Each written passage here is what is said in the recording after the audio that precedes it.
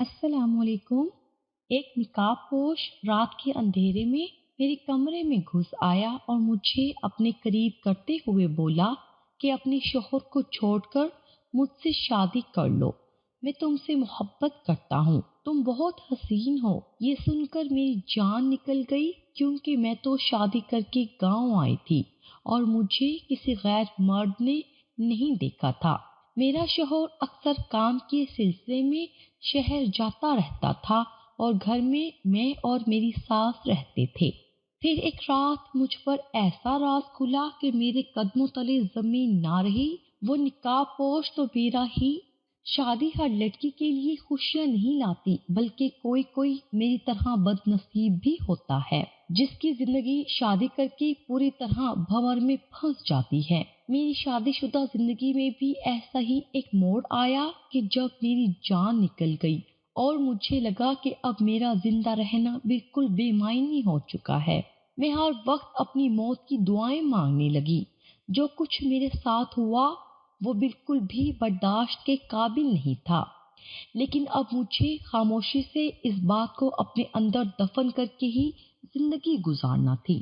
میں رخصت ہو کر شہر سے گاؤں کے لیے نکل گئی تھی۔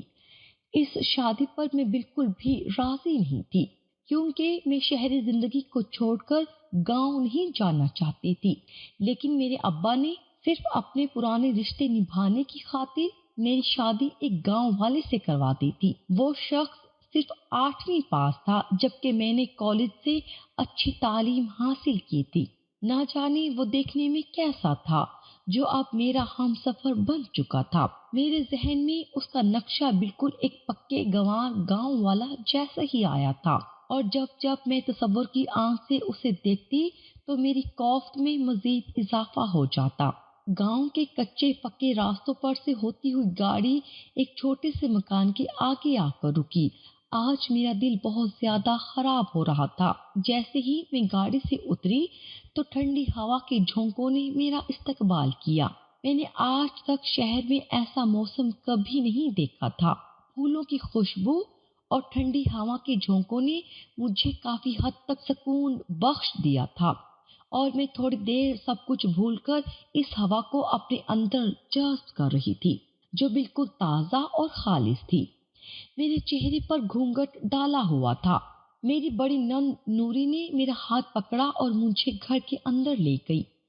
گھر میں گاؤں کی عورتیں بھری پڑی تھی جو میرے استقبال کے لیے آئی تھی۔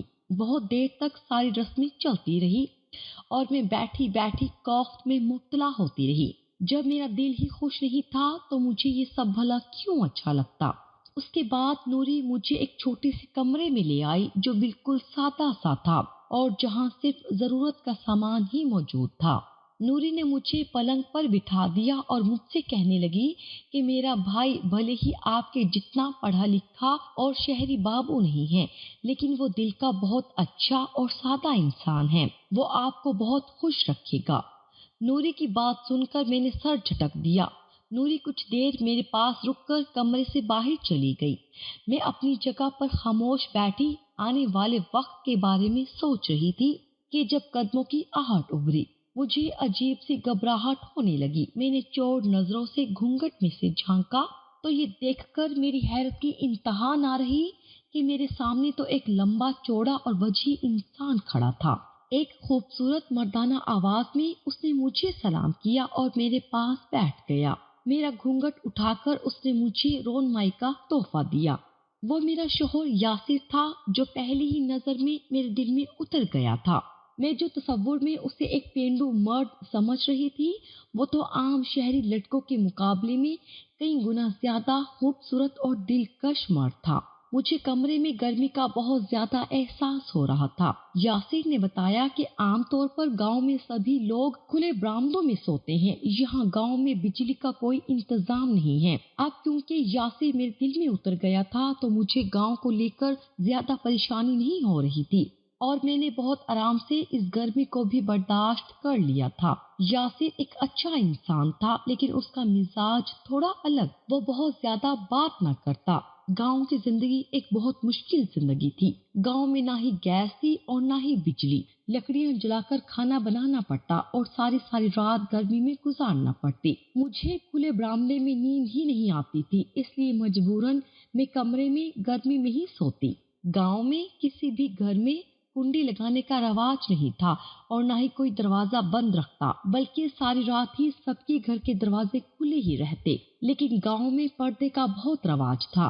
मैं जब से गांव आई थी किसी भी गैर महरम के सामने नहीं गई थी और ना ही अब तक गांव के किसी मर्द ने मुझे देखा था।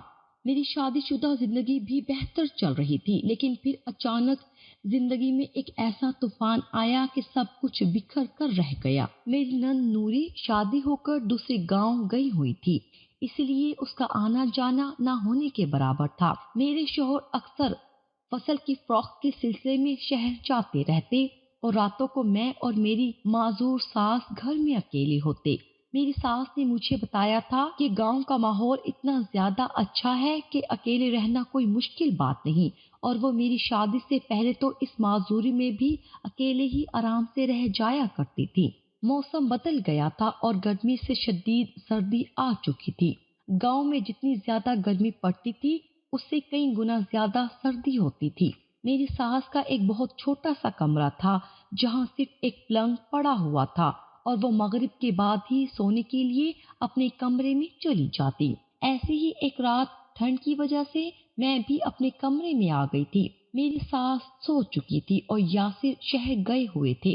कमरे में मोमबत्ती की रोशनी थी। मैं बहुत आराम से बिस्तर पर सोने के लिए लेट ही रही थी कि जब अचानक ही किसी ने मुझे पकड़कर अपनी तरफ खींचा और जैसे ही मेरी नजर सामने वाले पर पड़ी तो वो एक निकाब पोश मर्द था जो मेरे चेहरे पर झुककर सरगोशी करने लगा।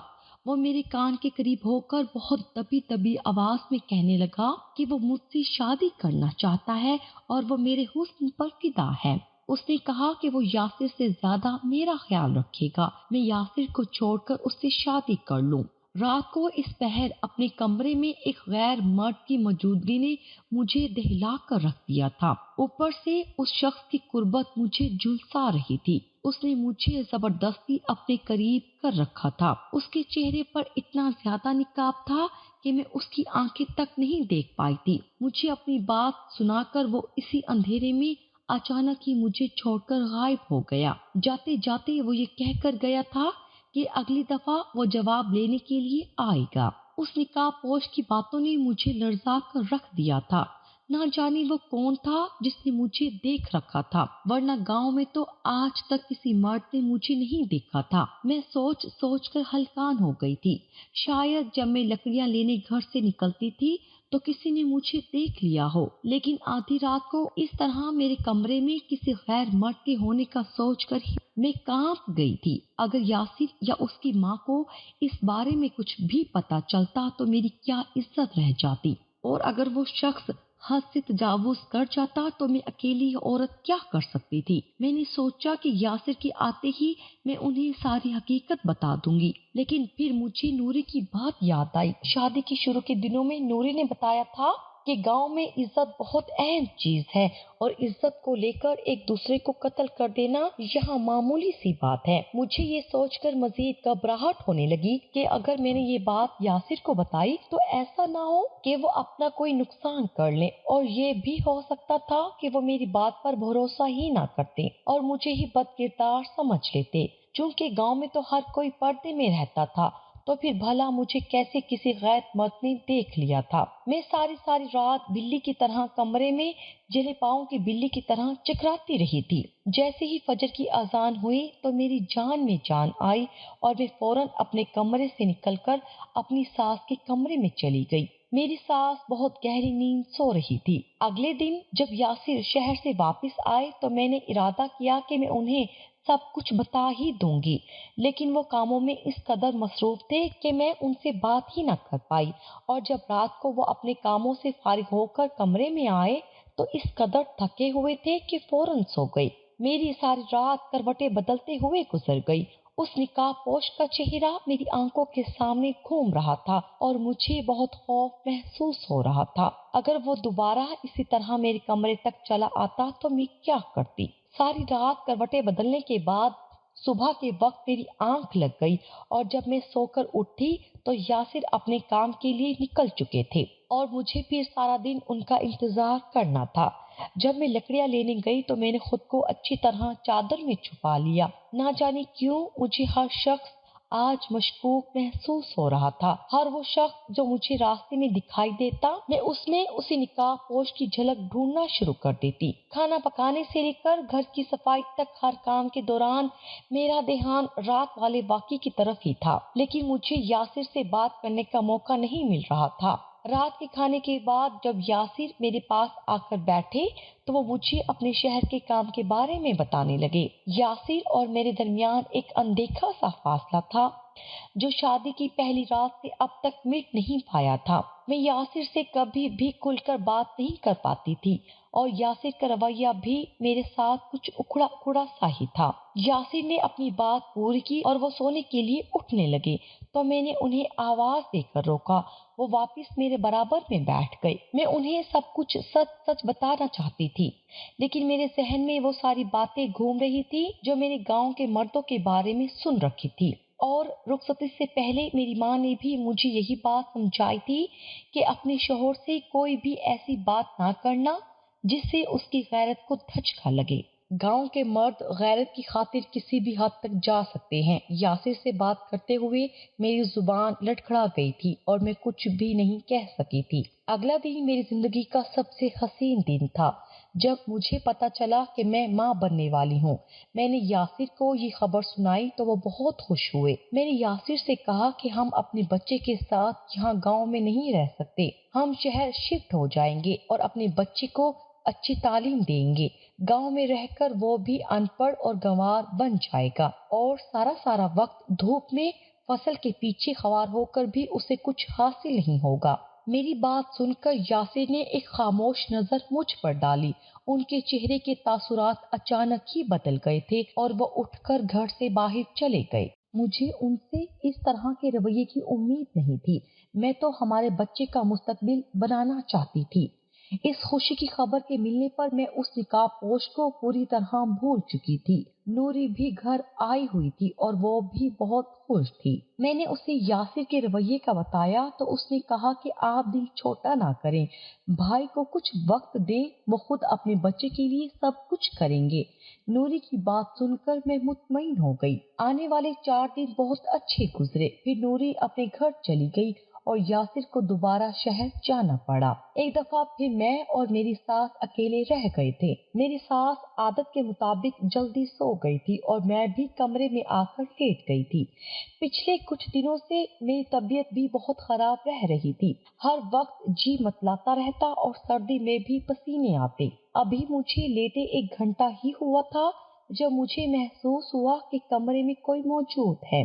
جیسے ہی میں بستر سے اٹھی تو میری چیخ نکل گئی، جسے سامنے والے نے میرے منہ پر ہاتھ رکھ کر دبا دیا۔ وہی نقاب پوش میرے سامنے کھڑا تھا۔ میری سانسیں اکھڑنے لگی تھی۔ اس نے آہستہ سے میرے منہ پر سے ہاتھ ہٹایا اور خاموش رہنے کا اشارہ کیا۔ میں ڈر کے مارے کانپ رہی تھی۔ اس نے مجھے دیوار سے لگایا اور خود میرے نزدیک آ کر کھڑا ہو گیا۔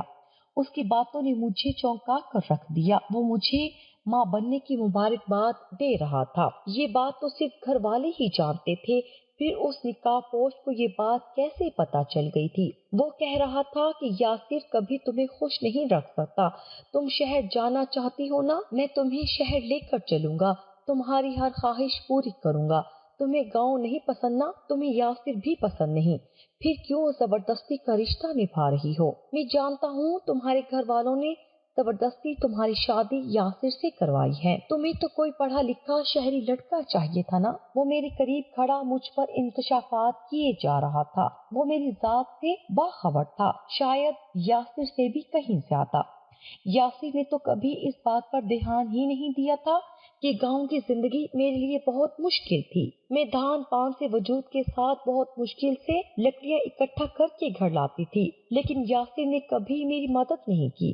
وہ مجھے کہہ رہا تھا کہ میں یاسر کو چھوڑ دوں تو وہ مجھے اپنا لے گا اور ایک بہترین شہری زندگی دے گا۔ اس کی بات سن کر میں نے اس کے نقاب پر تھوک دیا۔ مجھے یاسر سے لاکھ شکوے سے ہی مگر میں بے وفا اور بد کردار نہیں تھی جو چند سہولیات کی خاطر اپنے شوہر کو چھوڑتی تھی، اور اب تو وہ میرے ہونے والے بچے کا باپ بننے والا تھا۔ مجھے یاسر سے محبت تھی، اختلافات اپنی جگہ، لیکن یاسر کو دھوکہ دینے کے بارے میں سوچ بھی نہیں سکتی تھی۔ میں نے صاف لفظوں میں اس نقاب پوش کو کہا کہ ہمت ہے تو دن کی روشنی میں اور یاسر کی موجودگی میں آ کر بات کرے۔ یوں آدھی رات کو اندھیرے میں منہ چھپا کر جو راستوں سے میرے کمرے میں آنے والا شخص میری نظر میں صرف اور صرف ایک گھٹیا مرد ہے۔ میری بات سن کر وہ جیسے ہی میرے اور نزدیک ہوا، میری طبیعت اچانک ہی بہت زیادہ بگڑنے لگی۔ میں اتنا زیادہ ذہنی دباؤ برداشت نہیں کر پائی تھی اور اس کے ہاتھوں میں ہی بے ہوش ہو گئی۔ جب مجھے ہوش آیا تو صبح کی روشنی پھیل چکی تھی، میری سانس مجھے آواز دے رہی تھی اور میں اپنے بستر پر سیدھی لیٹی ہوئی تھی۔ یقیناً وہ نقاب پوش ہی مجھے لٹا کر گیا تھا۔ میں نے خدا کا شکر ادا کیا کہ اس نے میرے ساتھ کچھ غلط نہ کیا تھا، لیکن میری طبیعت بہت خراب ہو رہی تھی۔ میں بہت مشکل سے اٹھ کر اپنی ساس کے پاس گئی۔ میری حالت دیکھ کر وہ بہت پریشان ہو گئی۔ تھوڑی دیر میں ہی یاسر لوٹ آئے تھے۔ وہ مجھے گاؤں کی دائی کے پاس لے گئے۔ اس نے فوراً ہی مجھے شہر کے بڑے ہسپتال میں دکھانے کو کہا۔ یاسر مجھے لے کر فوراً ہی شہر چلے آئے۔ وہ میرا بہت خیال رکھ رہے تھے اور مجھے رات کے بارے میں سوچ سوچ کر ہیبت ہو رہی تھی۔ شہر کی ڈاکٹر نے کافی سارے ٹیسٹ کروائے تھے اور رپورٹ آنے میں 2 دن باقی تھے، اس لیے یاسر مجھے میری امی کی طرف لے آئے تھے۔ بہت عرصے بعد میں اپنی میکے آئی تھی۔ یاسر مجھے چھوڑ کر اپنے کاموں پہ نکل گئے تھے، لیکن ان کا موبائل فون میرے پاس ہی رہ گیا تھا۔ ان کا فون بج رہا تھا جس پر ان کے شہری دوست رضا کی کال آ رہی تھی۔ یاسر کا شہر میں رضا کے علاوہ اور کوئی نہیں تھا۔ وہ جب بھی آتے رضا کے پاس ہی رہتے۔ شاید یاسر ہی رضا کے فون سے فون کر رہے تھے۔ یہی سوچ کر میں نے فون اٹھا لیا۔ دوسری طرف رضا تھا جو کہہ رہا تھا کہ اتنے عرصے بعد تو شہر آیا ہے، اب تو میرے گھر چکر لگا لے یار۔ شادی کیا ہوئی تو بدل ہی گیا، شہر کا رخ کرنا ہی چھوڑ دیا۔ رضا مجھے یاسر سمجھ کر اپنی بات کیے جا رہا تھا۔ اگر اپنی بیوی کو آزما چکا تو اب مجھے بھی اپنی شکل دکھا جا۔ بھابھی کی وفاداری ثابت ہو گئی ہے نا، اب کیا اس بیچاری کی جان لے گا؟ اب تو وہ ماں بننے والی ہے، رحم کر اس پر۔ دیکھ تو نے اس کا کیا حال کر دیا ہے، بس اب اور نہ آزمانا اسے۔ رضا کی باتیں سن کر میرے قدموں تلے زمین نکل گئی۔ رضا جو کچھ کہہ رہا تھا وہ تو میرے وہم و گمان میں بھی نہیں تھا۔ جس نقاب پوش سے ڈر کر میں کئی راتوں سے سکون کی نیند نہیں سو پائی تھی، وہ کوئی اور نہیں بلکہ میرا شوہر یاسر تھا۔ یہ بات کسی صورت میرے لیے قابل قبول نہیں تھی۔ تو کیا صرف یاسر مجھے آزمانے کے لیے اس حد تک گر بھی سکتا تھا کہ وہ اپنے ہی گھر میں آدھی رات کو ایک نقاب پوش کی طرح داخل ہوتا اور مجھے اس طرح ڈراتا؟ رضا تو اور بھی بہت کچھ کہہ رہا تھا، لیکن اب اس سے آگے میری کچھ بھی سننے کی ہمت نہیں تھی۔ مجھے ساری دنیا گھومتی ہوئی محسوس ہو رہی تھی اور میں ایک دم ہی چکرا کر نیچے گر پڑی تھی۔ جب میں ہوش میں آئی تو میں ہسپتال کے ایک کمرے میں تھی اور میرے ارد گرد میری امی ابو اور ان کے پیچھے میرا شوہر یاسر کھڑا تھا۔ آج یاسر کا میری فکر کرنا مجھے بالکل اچھا نہیں لگ رہا تھا۔ میں نے اپنی نظریں یاسر کے چہرے سے پھیر لی۔ آج مجھے یاسر سے شدید نفرت محسوس ہو رہی تھی۔ جب تھوڑی دیر بعد امی ابو کمرے سے باہر چلے گئے تو یاسر میرے پاس آ کر میرا ہاتھ پکڑ کر بیٹھ گیا۔ میں نے جان بوجھ کر اپنی آنکھیں بند کر لی۔ یاسر کو شاید محسوس ہو گیا تھا کہ میں اس سے نظر نہیں ملا رہی ہوں۔ وہ بہت محبت سے مجھ سے پوچھنے لگا کہ تمہیں اچانک ایسا کیا ہو گیا تھا کہ تمہارا بلڈ پریشر بالکل ہی نیچے گر گیا تھا، ہمارے بچے کی جان بھی جا سکتی تھی۔ یاسر کی اس بات پر میں نے بہت سخت نگاہ ان پر ڈالی اور خود بخود میری آنکھوں میں پانی آنے لگا۔ یاسر میرے قریب ہو کر مجھ سے پوچھنے لگے کہ کیا ہوا ہے، لیکن آج ان کی قربت سے مجھے خوف آ رہا تھا، کیونکہ یہ تو اسی نقاب پوش کی قربت تھی جس کی وجہ سے میں ہر پل اذیت کا شکار رہی تھی۔ یاسر کہیں غیرت کی خاطر کوئی غلط فیصلہ نہ کر لے، یہ سوچ کر میں ان سے کبھی یہ بات کہہ ہی نہیں پائی تھی، لیکن میں نہیں جانتی تھی کہ وہ اس قدر بے غیرت ہے کہ مجھے آزمانے کی خاطر اپنے ہی گھر میں نقب لگا کر بیٹھے ہیں۔ میں نے نم لہجے میں یاسر سے پوچھا کہ آپ کو میرے کردار میں ایسی کون سی کمی نظر آئی تھی جو آپ نے وہ سب کچھ کر دیا؟ जिस का मैं कभी सोच भी नहीं सकती थी। कोई अपनी ही बीवी को आजमाने की खातिर क्या इस हद तक भी गिर सकता है? मेरी बात सुनकर यासिर चौंक उठे और वो गौर से मेरे चेहरे की तरफ देखने लगे। मैंने उनसे कहा कि मैं पूरा सच जान चुकी हूँ, लेकिन मैं अब तक ये नहीं जान पाई कि आपके ये सब करने के पीछे भला क्या मकसद था। मेरा ऐसा कौन सा अमल आपकी नजरों में आया था कि जिसकी वजह से आपने एक निकाहपोश बनकर मुझे इस शादी को तोड़ने पर मजबूर करना चाहा। मेरी बात सुनकर यासिर नजरें चुरा गए। जब मैंने बार बार उनसे सवाल किया तो वो कहने लगे कि शादी से पहले ही उन्हें ये बात पता चली थी कि मैं उससे शादी के लिए राजी नहीं हूँ, क्योंकि मेरी नजर में गांव का हर लड़का उज्जट और गंवार था और मैं किसी शहरी पढ़े लिखे लड़के से शादी करना चाहती थी। और शादी के बाद भी उन्हें यही लगता रहा कि मैं गांव की जिंदगी से खुश नहीं हूँ और वापस शहर जाना चाहती हूँ। इसीलिए यासिर ये जानना चाहते थे कि अगर मुझे शहर जाने का कोई मौका मिला तो मैं क्या करूंगी। मैंने कहा, तो आपने जान लिया कि मैं क्या करती जब कभी मुझे मौका मिलता तो। मेरी बात सुनकर यासिर ने शर्मिंदगी से कहा कि उनसे गलती हो गई और वो अपने किए पर नादिम हैं। उनकी ये बात सुनकर तो मुझे मजीद हैरानी हुई कि वो कितनी आसानी से कह गए थे कि उनसे गलती हो गई है, जबकि मेरा तो मान ही टूट गया था जो मुझे अपने शौहर पर था।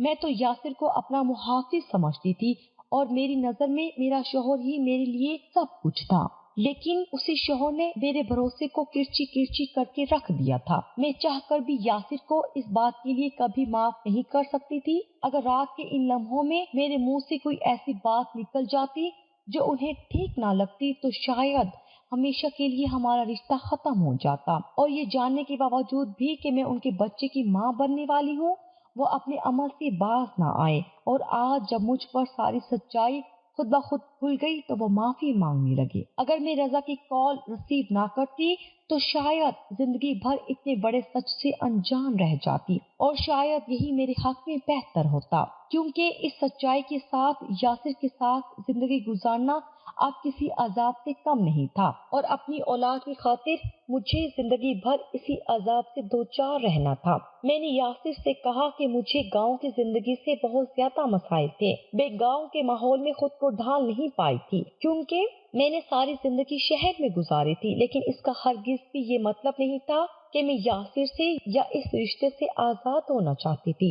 वक्त तेजी से गुजरता गया और मैंने एक बहुत खूबसूरत बेटे को जन्म दिया, लेकिन इसके बावजूद भी मैं अंदर से एक खालीपन महसूस कर रही थी।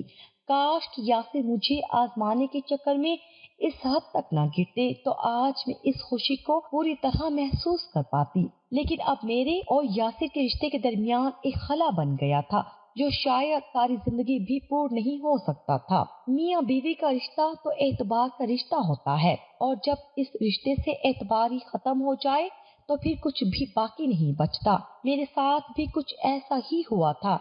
मैं और यासिर अब एक ऐसे रिश्ते को निभा रहे थे जो कि मुर्दा हो चुका था। यासिर ने कई दफा मुझसे अपनी गलती की माफी मांगी, लेकिन मैं चाहकर भी अपने दिल में इतनी वुसअत पैदा न कर सकी कि पूरे दिल से उन्हें माफ करती।